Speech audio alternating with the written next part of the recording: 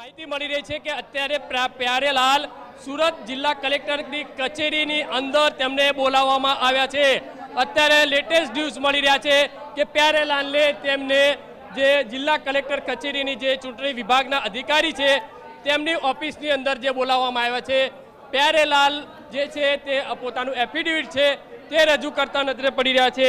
તમામ બાબતો ઉપરથી થોડી વારની અંદર જે છે ચિત્ર છે તે સ્પષ્ટ થઈ શકે છે। જી હા ભાઈ, બિલકુલ બલદેવ, આ તમામ ગતિવિધિઓની અંદર સૌથી મહત્વપૂર્ણ બાબત એ છે કે જે બહુજન સમાજ પાર્ટીના જે કોઈ કાર્યકર્તા ત્યાં આપણે જોવા મળી રહ્યા છે ખરા, કોણ કોણ ત્યાં આવ્યું છે અને પ્યારેલાલ જો અહીં પહોંચ્યા છે તો તેમની સાથે કોણ કોણ હતું તેને લઈને શું અપડેટ મળી રહી છે?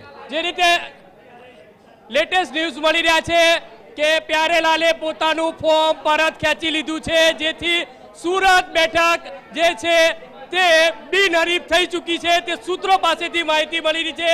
પ્યારેલાલ પોતાનું ફોર્મ પરત ખેંચી અને પાછલા બારણે રવાના થયા છે અને સુરત બેઠક જે સમયથી રાહ જોવામાં આવતી હતી તે લોકસભા બેઠક હવે બિનહરીફ થઈ ચૂકી છે। તે સૂત્રો પાસેથી માહિતી મળી રહી છે। ચૂંટણી વિભાગ તરફથી હવે ગણતરીની મિનિટોની અંદર જે છે તે સત્તાવાર જાહેરાત કરી શકે છે। છેલ્લા ઘણા સમય કલાકોથી જે વાર હતી કે 8 ફોર્મ હતા અપક્ષ ઉમેદવારોની અંદરથી 7 જે ઉમેદવારો પોતાના ફોર્મ હતા તે પરત ખેંચ્યા હતા, જેની અંદર એક ઉમેદવાર જે પ્યારેલાલ છે બહુજન પાર્ટીની અંદરથી તેમનું ફોર્મ જે છે તે પરત ખેંચવાનું બાકી હતું અને તે આખરે પોતાનું ફોર્મ પરત ખેંચી લીધું છે।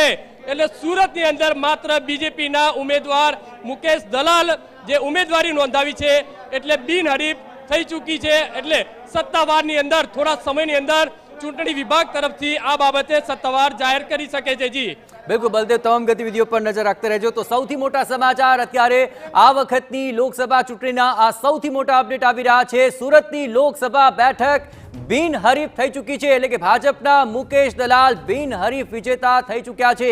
પ્યારેલાલ ભારતીએ આખરે પોતાનું ઉમેદવારી પત્ર પરત ખેંચી લીધું છે। કલેક્ટર કચેરીની ઓફિસના પાછલા બારણેથી તેમણે એન્ટ્રી કરી અને ચૂંટણી અધિકારીને મળીને તેમણે પોતાનું આ ઉમેદવારી પત્ર પરત ખેંચી લીધું છે અને એ સાથે જ આ સૌથી મોટા સમાચાર આ વખતની લોકસભા ચૂંટણીના પહેલીવાર ઇતિહાસ રચાયો સુરતમાં કે જ્યાં સૌથી પહેલા આ બેઠક બિનહરીફ જાહેર થઈ ચૂકી છે।